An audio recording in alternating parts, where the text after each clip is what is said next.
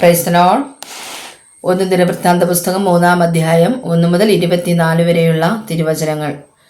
ഹെബ്രോനിൽ വെച്ച് ദാവീദിന് ജനിച്ച പുത്രന്മാരാവിത്: ഇസ്രായേൽക്കാരത്തിയായ അഹീനോവാം പ്രസവിച്ച അമ്നോൻ ആദ്യജാതൻ, കർമേൽക്കാരത്തിയായ അബീഗയിൽ പ്രസവിച്ച ദാനിയേൽ രണ്ടാമൻ, ഗെഷൂർ രാജാവായ തൽമായിയുടെ മകളായ മയഖായുടെ മകൻ അബ്ശാലോം മൂന്നാമൻ, ഹക്കീത്തിന്റെ മകൻ അദോനിയാവ് നാലാമൻ, അബീതാൽ പ്രസവിച്ച ശെബത്യാവ് അഞ്ചാമൻ, അവന്റെ ഭാര്യ എക്ലാ പ്രസവിച്ച ഇത്രേയാം ആറാമൻ.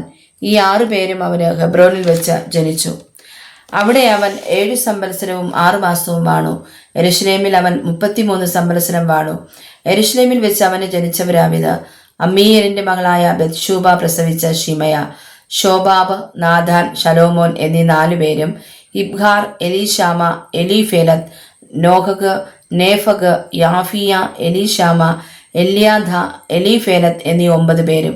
വെപ്പാട്ടികളുടെ പുത്രന്മാരൊഴികെ ദാവീദിൻ പുത്രന്മാരൊക്കെയും ഇവരത്രേ. താമാർ അവരുടെ സഹോദരി ആയിരുന്നു.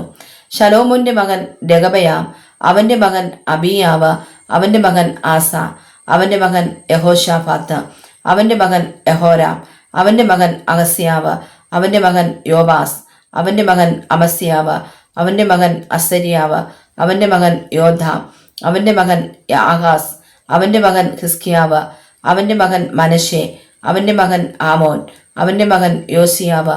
യോസിയാവിന്റെ പുത്രന്മാർ: ആദ്യജാതൻ യോഹനാൻ, രണ്ടാമൻ യഹോയാക്കീം, മൂന്നാമൻ സിദെക്കിയാവ്, നാലാമൻ ശല്ലൂം. യഹോയാക്കീമിന്റെ പുത്രന്മാർ: അവന്റെ മകൻ യെഖൊന്യാവ്, അവന്റെ മകൻ സിദെക്കിയാവ്.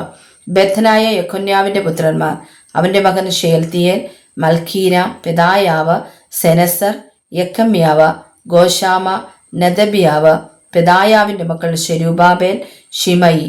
ശെരുബാബേലിന്റെ മക്കൾ മെശുല്ലാം, ഹനന്യാവ്, അവരുടെ സഹോദരി ശെലോമീത്ത എന്നിവരും. ഹഷൂബ, ഓഹെൽ, ബെരക്യാവ്, ഹസത്യാവ്, യൂഷബ്, ഹേസത്ത് എന്നീ 5 പേരും തന്നെ.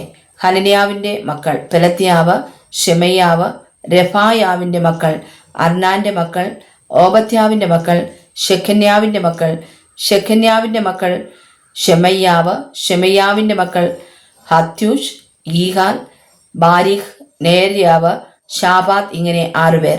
നേര്യാവിന്റെ മക്കൾ എല്യവനായി, ഹിസ്കിയാവ്, അസ്രീക്കാം. ഇങ്ങനെ 3 പേർ. എല്യവനായിയുടെ മക്കൾ ഹോദവ്യാവ്, എല്യാശീബ്, പെലായാവ്, അക്കൂബ്, യോഹനാൻ, ദലായാവ്, അനാനി. ഇങ്ങനെ 7 പേർ. വായിച്ചതായ തിരുവചനങ്ങളാൽ പരിശുദ്ധനായ ദൈവം നമ്മെ അനുഗ്രഹിക്കുമാറാകട്ടെ. ആമേൻ.